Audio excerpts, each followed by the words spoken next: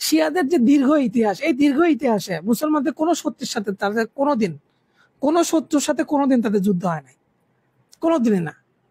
ক্রুসেডারদের সাথে কোনোদিন শিয়াদের যুদ্ধ হয় নাই, বরং এরা ক্রুসেডারদের সাথে সন্ধি করে সালজুকদেরকে দমন করছে। তাতারদের সাথে শিয়াদের যুদ্ধ হয় নাই, বরং আব্বাসী খেলাফতের পতনের সাথে তারা আছে জড়িত। রাশিয়ার সাথে কোনোদিন তাদের যুদ্ধ হয় নাই, পর্তুগিজদের সাথে কোনোদিন যুদ্ধ হয় নাই, ইংরেজদের সাথে কোনোদিন যুদ্ধ হয় নাই। ইসলামের কোন শত্রুর সাথে কোনোদিন তারা যুদ্ধ করে নাই, বরং তাদের সাথে তাদের সন্ধির সম্পর্ক ছিল। এখন কথা হইতেছে যে এখন যে যুদ্ধ করতেছে ইসরায়েলের সাথে যুদ্ধ করতেছে, এটা ইসলামের স্বার্থে না, যুদ্ধ করতেছে কারণ তার স্বার্থে পাড়া দিছে, সেই জন্য। এটা নিজস্ব লড়াই।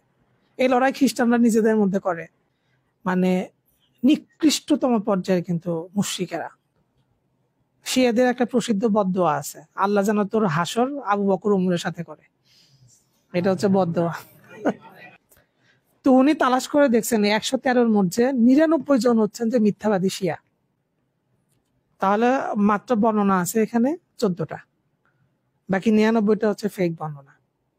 এই বর্ণনাগুলো দ্বারা প্রভাবিত হয়ে মৌলানা মাওদুদী খেলাফত ও মুলুকিয়ত লিখছেন, এই শিয়াদের বর্ণনা দ্বারা প্রভাবিত হয়ে, এবং চরম মাত্রার বিষোদ্গার করছেন।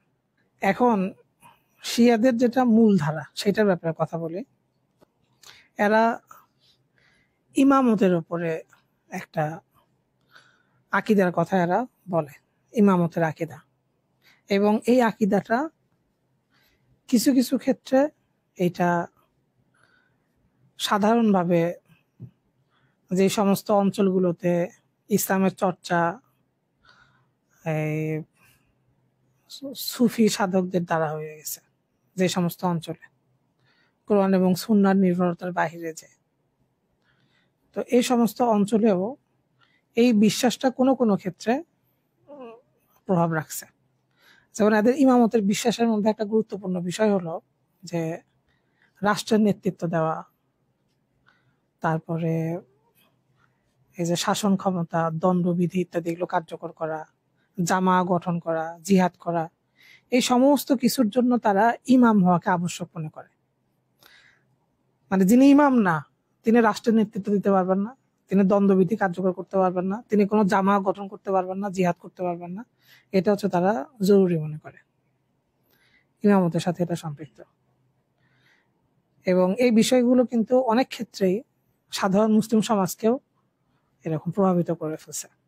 ফলে দেখবেন যে এরকম দণ্ডবিধি, জিহাদ, জামা এই সমস্ত ক্ষেত্রে এক ধরনের মানে সুপার ন্যাচারাল কিছু বিষয় দিয়ে মানুষ চিন্তা ভাবনা করে। হ্যাঁ, তো এগুলো প্রভাব ফেলছে কিন্তু, এটা একটা বিষয়। দ্বিতীয় হচ্ছে যে এরা মনে করে যে ইমাম হচ্ছেন যে নিষ্পাপ। হ্যাঁ, তো যেমন তাদের এটা সর্বস্বীকৃত আকীদা একদম, যে যিনি ইমাম হবেন তিনি নবী এবং রাসূলদের চাইতেও তার মর্যাদা বেশি, এবং যে কোনো আল্লাহর নৈকট্য প্রাপ্ত ফেরেশতা, যেমন 4 জন বড় ফেরেশতা, তাদের চাইতেও তার মর্যাদা বেশি। এই বিশ্বাসগুলো তারা কিন্তু লালন করে। তো এখন তাহলে এই ধরে নেওয়া যাক যে ইরান, তো ইমাম তো নাই, তারা আবার 12 জন পর্যন্ত ইমাম বানায় রাখছে। তো 12 জন পর্যন্ত ইমাম বানায় রাখছে, তো এই 12 জন গত হওয়ার পরে এরপরে যারা নেতৃত্ব দিচ্ছেন তারা কি, কিংবা এখন যে তাদের সুপ্রিম লিডার আছেন তিনি কে? উনি একটা শব্দ ব্যবহার করেন, ভেলায়েতে ফকিহ। এটা একটা পরিভাষা, ভেলায়েতে ফকিহ। এই ভেলায়েতে ফকির উপরে হিজবুল্লাহ বিশ্বাস করে, ভেলায়েতে ফকির উপর আপনার হুথিরাও বিশ্বাস করে, যদিও সেভাবে প্রচার করে না। ইরানের প্রত্যেকটা প্রেসিডেন্ট, প্রত্যেকটা সর্বোচ্চ পদাধিকারী যা সবাই বেলায়েতে ফকির উপর বিশ্বাস করে। বেলায়েতে ফকিহ কি? বেলায়েতে ফকিহ হচ্ছে যে সর্বশেষ যিনি ইমাম ছিলেন ওনাদের মোহাম্মদ আসকারি, যিনি 5 বছর বয়সে মারা গেছেন। ওই 5 বছর বয়সে মারা যাওয়ার পর শিয়ারা বিপদে পড়ে গেছে, কারণ পরবর্তী ইমাম নির্বাচন করার সুযোগই পায় নাই, এবং সে শিশু অবস্থায় মারা গেছে। এখন তারা বলছে কি, তারা বলছে যে সে মারা যায় নাই, সে তার অন্তর্ধান হয়েছে, মানে সে হচ্ছে যে লোকালয় থেকে আড়ালে চলে গেছে, সে এখনো জীবিত আছে, এটা শিয়াদের বিশ্বাস। যে মোহাম্মদ আসকারি দেখেন এখানে, এখানে হচ্ছে দেখেন 200 কত লেখা আছে, 56 সম্ভবত, 256 তার জন্ম, 256 হিজরিতে কিন্তু। তাহলে এই কত শত বছর পরও এখনো সে জীবিত আছে এবং সে কোন একটা গুহায় সে লুকায়িত আছে। তাকে তারা বলে মাহদি মুনতাজার, প্রতীক্ষিত ইমাম মাহদি। দেখবেন যে এটা আমাদের সমাজকেও আক্রান্ত করছে। আমাদের ভাইরা দেখবেন যে সব হাত গুটিয়ে বসে থাকে মাহাদির জন্য, মাহাদি আসবে। এটা কিন্তু ওই শিয়াদের থেকে এগুলো সঞ্চারিত বিষয়। তো এই মাহদি মুনতাজারের তাহলে বেলায়েতে ফকি মানে এই ইমাম হচ্ছে যে তাকে নিয়োগ দিচ্ছেন, যেমন খোমেনিকে এই ইমাম নিয়োগ দিয়ে রাখছেন। ফলে এখন হয়েছে কি দেখেন, ফলে খোমেনির দাবি হচ্ছে যে সে যা বলে সেটা হচ্ছে সেই ইমামের নির্দেশে বলে। তাহলে একজন লোক যে কোরআন এবং সুন্নাহ অনুযায়ী শাসন করতেছে না, সে শাসন করতেছে গোপন ঐশী ক্ষমতা বলে। তার মানে সে স্বাধীন তার প্রবৃত্তি চর্চার ক্ষেত্রে, যা ইচ্ছা তাই আদেশ করতে পারে। এই আদেশের উপর সে বলবে যে এটা তার ওই ইমামের আদেশ এটা। এবং বেলায়েতে ফকি, এই ফকি তাদের কথা হচ্ছে যে যিনি ফকি মানে এই গোপন ইমাম যাকে নিয়োগ দিয়েছে তিনি একজন রাসূলের মতো। তো একজন রাসূলের আদেশ অমান্য করা যেমন সরাসরি আল্লাহর আদেশ অমান্য করা, ঠিক সেরকম খোমেনির আদেশ অমান্য করা সরাসরি আল্লাহর আদেশ অমান্য করা। এখন আপনি চিন্তা করেন যে তাহলে এই যে আমরা সবাই বলি যে ইসলামী রাষ্ট্র, অথচ এই রাষ্ট্রের যে প্রধান সে প্রকারান্তরে নিজের খোদা বানায় বসে আছে এবং এই রাষ্ট্র তাকে কিন্তু সেই মর্যাদা দিয়ে রাখছে, তাকে খোদার মর্যাদা দিয়ে রাখছে। মানে নিকৃষ্টতম পর্যায়ে কিন্তু মুশরিকেরা। তো যাই হোক, এখন এরা হচ্ছে যে মনে করে যে 12 জন ইমাম তারা হলেন যে এই নিষ্পাপ, তাদের কোনো পাপ নাই। সমস্ত সাহাবীরা হচ্ছে ষড়যন্ত্রকারী আল্লাহ রসুলের। এই সকল সাহাবী মিলে ষড়যন্ত্র করে এই যে এই ইমামদের হাত থেকে তারা ক্ষমতা ছিনিয়ে নিছে। প্রথম ইমাম হচ্ছে হযরত আলী, তো তাকে ক্ষমতা থেকে বঞ্চিত করা হয়েছে। সেই অপরাধের সাথে সব সাহাবী জড়িত। আলী রেজা মারা গেছেন, খলিফা হওয়ার আগে উনি মারা গেছে। এখন উনি মারা যাওয়ার পরে বিপদ আরো বেড়ে গেছে। এরপরে এই তালেবিনরা খলিফা মামুনরে বলছে যে তুমি তারে মেরে ফেলছো। এরপরে এই বিদ্রোহ দমন হয় না, এই বিদ্রোহ আরো আপনার দানা বেঁধে গেছে, আরো জমে উঠছে। এটার পরে শিয়াদের একটা প্রসিদ্ধ বদদোয়া আছে, আল্লাহ যেন তোর হাসর আবু বকর উমরের সাথে করে। এটা হচ্ছে বদদোয়া। হ্যাঁ, এটা বদদোয়া, তোর হাসর যেন আবু বকর উমরের সাথে হয়, এটা হচ্ছে বদদোয়া। এই ফিতনাটা যে কোনো ফিতনার চাইতে ভয়ানক, কারণ তাদের নামের সাথে তো মুসলিম নাম ছিল, এত বেশি অনুপ্রবেশ হয়েছে। হ্যাঁ, এই রাগিব সারজানি লিখছেন ইতিহাসের পরিভাষাতে আবু বকর এবং ওমরকে বলা হচ্ছে শাইখাইন। তো শাইখাইনের জন্য তিনি যে লানতের দোয়া করেন নাই, তিনি যে রহমতের দোয়া করছেন, এই অপরাধে তারা ওনাকে থেকেই ইমামতের তালিকা থেকে বাদ দিয়ে দিয়েছেন। তো তারিখে তাবারিতে উনি সিফিনের যুদ্ধ সম্পর্কে 113টা বর্ণনা পাইছেন। তো উনি তালাশ করে দেখছেন 113-র মধ্যে 99 জন হচ্ছেন যে মিথ্যাবাদী শিয়া। 99 জন হচ্ছে মিথ্যাবাদী শিয়া। তাহলে মাত্র বর্ণনা আছে এখানে 14টা, বাকি 99টা হচ্ছে ফেক বর্ণনা। এই বর্ণনাগুলো দ্বারা প্রভাবিত হয়ে মাওলানা মাওদুদী খেলাফত ও মুলুকিয়ত লিখছেন, এই শিয়াদের বর্ণনা দ্বারা প্রভাবিত হয়ে, এবং চরম মাত্রার বিষোদ্গার করছেন হযরত মুআবিয়া রাদিয়াল্লাহু আনহুর প্রতি, উমাইয়াদের প্রতি। আবু বকর সিদ্দিক রাদিয়াল্লাহু আনহুর প্রতি আমার শ্রদ্ধাবোধ কমে গেল। হযরত আমর বিন আস রাদিয়াল্লাহু আনহুর প্রতি আমার শ্রদ্ধাবোধ নাই হয়ে গেল।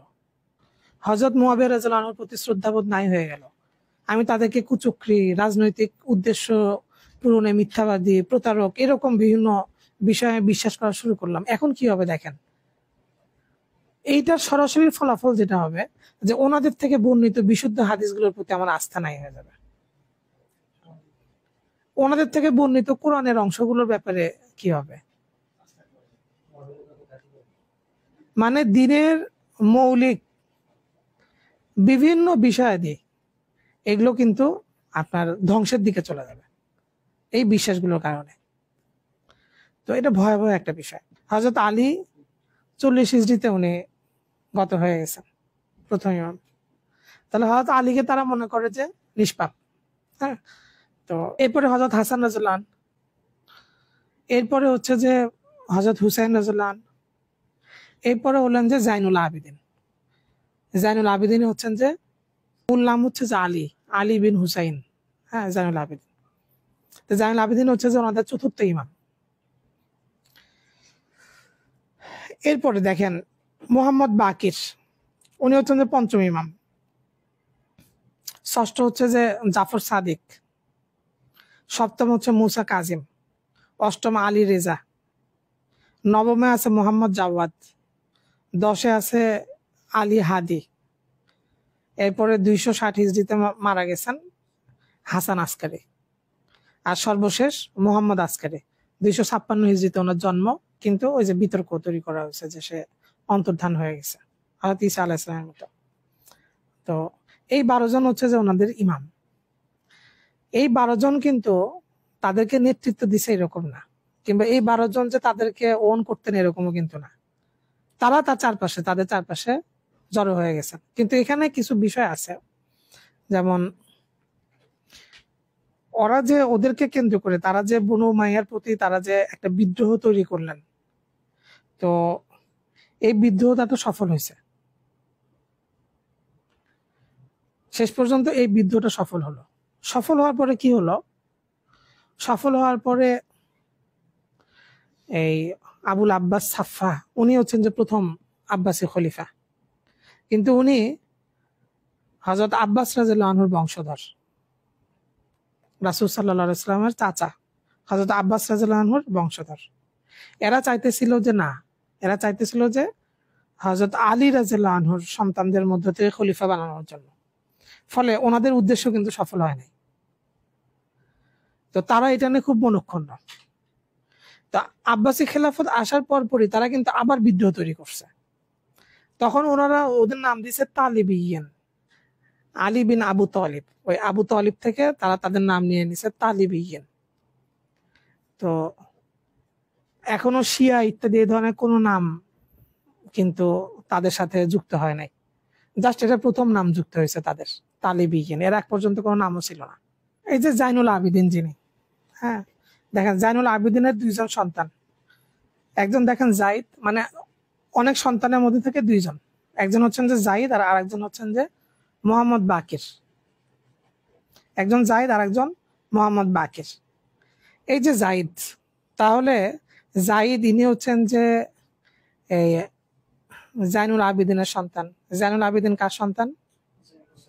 হুসাইন রাদিয়াল্লাহু আনহুর সন্তান। হুসাইন হচ্ছেন যে আলী রাদিয়াল্লাহু আনহুর সন্তান। তাহলে খুব কাছের কেন্দ্র হযরত আলী, এরপরে জাইনুল আবেদিন, এরপরে জায়েদ। এই জায়েদের থেকেই হচ্ছে যে শিয়াদের ওই যে জায়েদিয়া যে শিয়া, তারা জায়েদিয়া শিয়া এই জায়েদ থেকে আসছে। তো এই জায়েদ উনি যেটা মনে করতেন, মোহাম্মদ বাকির কোনো সমস্যা ছিল না।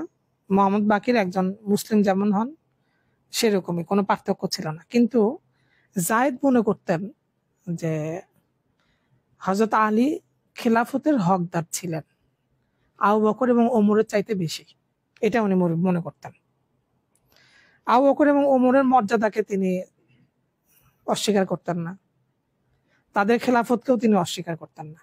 তিনি শুধু এতটুকু বিশ্বাস করতেন যে আবু বকর এবং ওমরের চাইতে হযরত আলীর অধিকার ছিল বেশি, হযরত ওসমানের চাইতে অবশ্যই এই খেলাফতের প্রতি তার অধিকারটা বেশি ছিল। এই বিশ্বাসটুকু তার ছিল অতিরিক্ত, এতটুকু বাস, আর কোনো পার্থক্য কিন্তু নাই।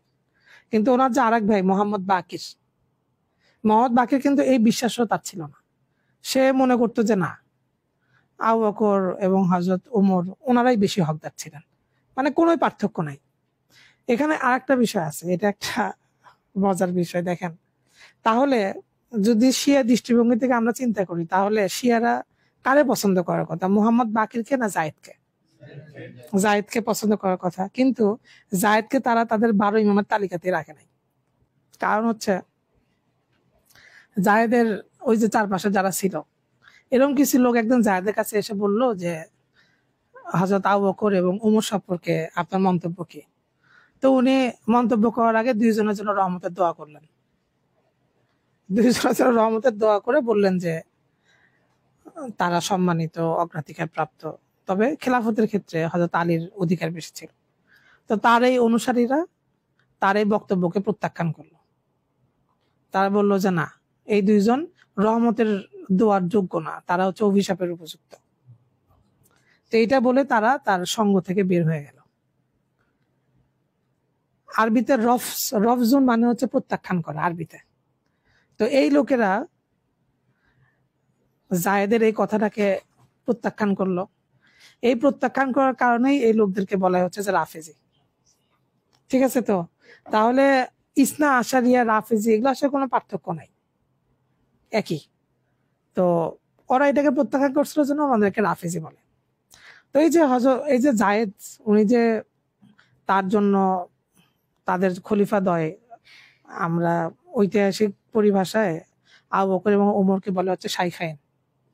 তো শাইখাইনের জন্য তিনি যে লানতের দোয়া করেন নাই, তিনি যে রহমতের দোয়া করছেন, এই অপরাধে তারা ওনাকে থেকেই ইমামতের তালিকা থেকে বাদ দিয়ে দিচ্ছেন।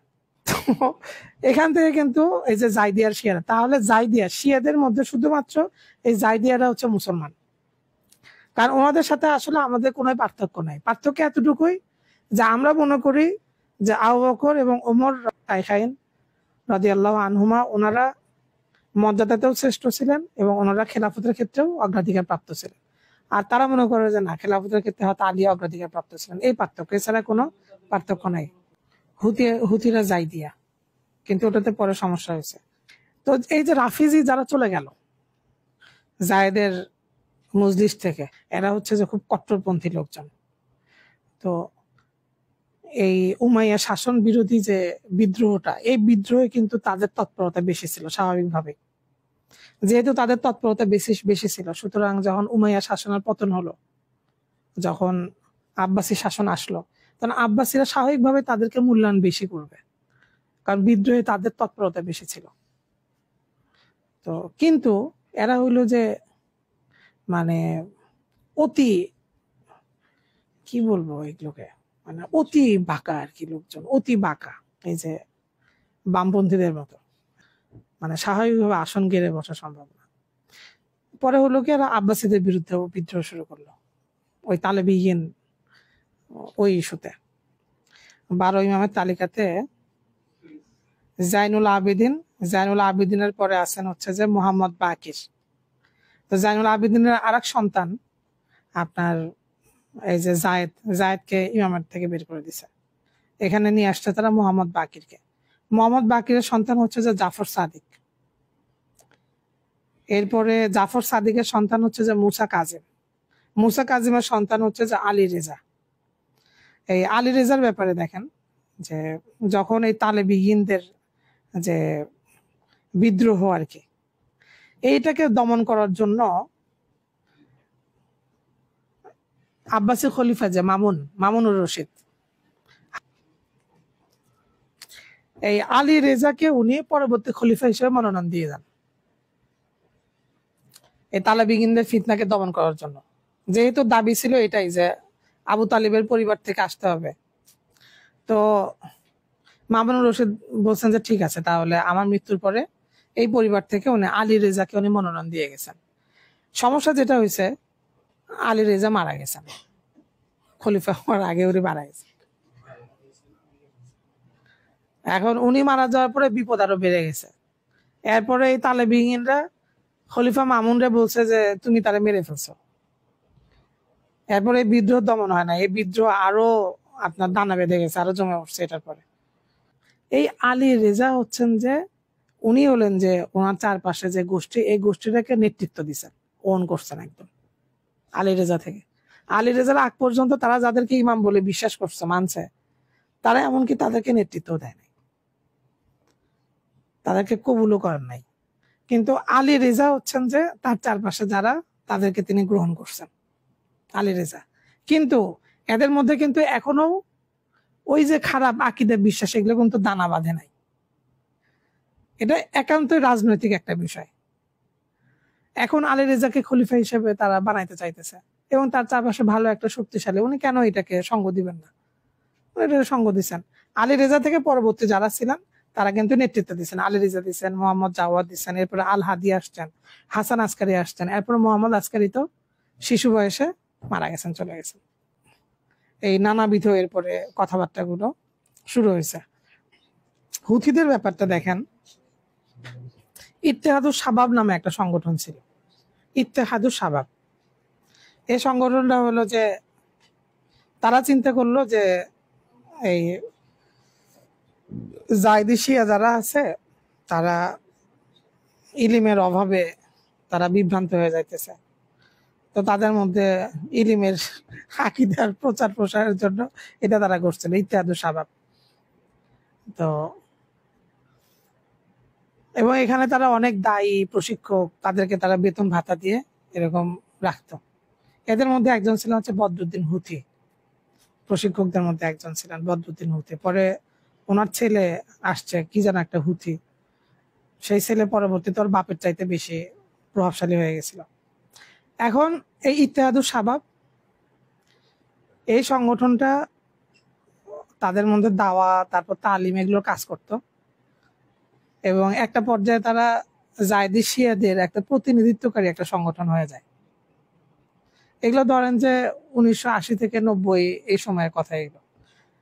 তো 90-এর দিকে এসে আপনার ইয়েমেনে একটা জাতীয় একটা জাতীয় ঐক্য একটা সংগঠন করা হয় আর কি। সেখানে এই যে ইত্তেহাদুস শাবাব, এটা হচ্ছে যে জায়দিদের প্রতিনিধিত্বকারী সংগঠন হিসেবে এটাতে যোগ দেয়। এইভাবে এরা জায়দিদের প্রতিনিধিত্বকারী সংগঠন হয়ে যায় এখানে। হ্যাঁ, তো এরা আলোচনায় আসতে আসলে হঠাৎ করে এরা আসলে ভেতরে ভেতরে প্রস্তুতি নিচ্ছিল। মাঝখানে হয়েছে কি, একটা মাসালাকে কেন্দ্র করে, মাসালাটা এরকম ছিল যে ইমাম হওয়ার জন্য হাসান এবং হুসাইনের সন্তান হওয়া জরুরি কিনা। তো জায়দি অধিকাংশ ওলামাদের মত ছিল যে এটা জরুরি না ইমামতের জন্য, যিনি উপযুক্ত তাকে আমরা ইমাম বানাইতে পারি। আর বদরুদ্দিন হুথির মত ছিল যে না, হাসান এবং হুসাইনের সন্তান ছাড়া কাউকে ইমাম বানানো যাবে না। এখন এই মতটা স্বাভাবিকভাবেই ইসনা আশারিয়া শিয়া যারা, তারা এটারে পছন্দ করবে, তো তারা এটারে পছন্দ করছে। পছন্দ করে তারা বদরুদ্দিন হুথির সাথে যোগাযোগ করছে। হ্যাঁ, মনে করেন যে হ্যাঁ আপনার কথা ঠিক আছে, হ্যাঁ ইত্যাদি ইত্যাদি। আর সে যখন দেখছে তার সাথে সমর্থন আছে, সে এটা নিয়ে আরো বাড়াবাড়ি শুরু করছে। পরে এমন একটা অবস্থা হয়েছে যে তারে ইয়েমেন থেকে পালায় তেহরানে চলে যেতে হয়েছে। এরপর সে তেহরানেই ছিল। এরপরে ইয়েমেনে গন্ডগোল হলো কার সাথে? আলী সালের সাথে গন্ডগোল হলো না? এই যে ইয়েমেনে যে বিদ্রোহ এটা শুরু হলো, এটা তো আলী সালের সাথে গন্ডগোল করে শুরু হলো। এই আলী সালে পরে আবার ওনাকে নিয়ে আসছেন ইয়েমেনে। গন্ডগোলটা হয়েছে 2003-এ, হঠাৎ করে 2003-এ ওই যে ইরাকে আমেরিকার আক্রমণ, এটার প্রতিবাদে এরা সম্ভবত 2004 সালে বিরাট এক বিক্ষোভ মিছিল বের করছে। আর আমেরিকা হচ্ছে যে আলী সালেরে বলছে যে এটা দমন করার জন্য, সে সেনাবাহিনী দিয়ে এটা দমন করছে। 30,000 সেনা, তারপরে টেলিকপ্টার দিয়ে এটা দমন করছে সে। এবং ওই সময়টাতে বদরুদ্দিন হুথির ছেলে মারা গেছে ওখানে। এরপরে বদরুদ্দিন হুথি নিজেই নেতৃত্বে আসছে, এসে সে সেনাবাহিনীর সাথে যুদ্ধ শুরু করছে। দেখা গেল যে ভেতরে ভেতরে তাদের প্রচুর প্রস্তুতি, তারা ভেতরে তাদের প্রশিক্ষণ নিছে, প্রস্তুতি নিছে, অস্ত্র শস্ত্র আছে, সব ইরান থেকে তারা আগে থেকে সম্পর্ক করে ফেলছে। করে এরপরে তো তারা সেনাবাহিনীর সাথে যুদ্ধ চালাইলো। এই আপনার কাতার 8-9 সালের দিকে এসে সরকারের সাথে তাদের বিভিন্ন সন্ধি টন্ধি করলো, কিন্তু তারা ওই যে সেই হুথি বিদ্রোহীরা এখনো তারা আছে, সেইভাবে আছে। এরা কিন্তু জায়দি শিয়া, কিন্তু এরা এই যে ইরানের সংস্পর্শে এসে নষ্ট হয়ে গেছে আর কি। হ্যাঁ, শিয়াদের সবসময় যেটা লক্ষ্য শিয়াদের, সেটা হচ্ছে যে এই সুন্নি সমস্ত অঞ্চলগুলো নিয়ন্ত্রণ করা এবং এগুলোতে তাদের ক্ষমতা প্রতিষ্ঠিত করা, এটা হচ্ছে তাদের সবসময় লক্ষ্য। তো তারা চাইছিল যে ইরানে এইভাবে তারা থাকবে, ওইদিকে ইরাকে ইরাকে তারা সাদ্দামের জন্য কোনোভাবেই পারতেছিল না। ওইদিকে হচ্ছে লেবাননে, এদিকে ইয়েমেনে, এইভাবে তারা এই বেলটা করে এটাকে দখল করতে চাইতেছিল। এবং সবসময় কিন্তু তারা মুসলিমদের বিরুদ্ধে, দেখেন শিয়াদের যে দীর্ঘ ইতিহাস, এই দীর্ঘ ইতিহাসে মুসলমানদের কোনো শত্রুর সাথে তাদের কোনো শত্রুর সাথে কোনোদিন তাদের যুদ্ধ হয় নাই, কোনোদিনই না। ক্রুসেডারদের সাথে কোনোদিন শিয়াদের যুদ্ধ হয় নাই, বরং এরা ক্রুসেডারদের সাথে সন্ধি করে সালজুকদেরকে দমন করছে। তাতারদের সাথে শিয়াদের যুদ্ধ হয় নাই, বরং আব্বাসী খেলাফতের পতনের সাথে তারা আছে জড়িত। রাশিয়ার সাথে কোনোদিন তাদের যুদ্ধ হয় নাই, পর্তুগিজদের সাথে কোনোদিন যুদ্ধ হয় নাই, ইংরেজদের সাথে কোনোদিন যুদ্ধ হয় নাই। ইসলামের কোন শত্রুর সাথে কোনোদিন তারা যুদ্ধ করে নাই, বরং তাদের সাথে তাদের সন্ধির সম্পর্ক ছিল। এখন কথা হইতেছে যে এখন যে যুদ্ধ করতেছে ইসরায়েলের সাথে, যুদ্ধ করতেছে এটা ইসলামের স্বার্থে না, যুদ্ধ করতেছে কারণ তার স্বার্থে পাড়া দিছে, সেই জন্য। এটা তার নিজস্ব লড়াই। এই লড়াই খ্রিস্টানরা নিজেদের মধ্যে করে, এই লড়াই হিন্দুরাও করে নিজেদের ভিতরে। ইউক্রেন রাশিয়া যুদ্ধ করছে কিছুদিন আগে, এগুলো হচ্ছে স্বার্থের লড়াই। এখানে ইমান, আকিদা, বিশ্বাস এগুলো কোনো কিছু এখানে জড়িত না।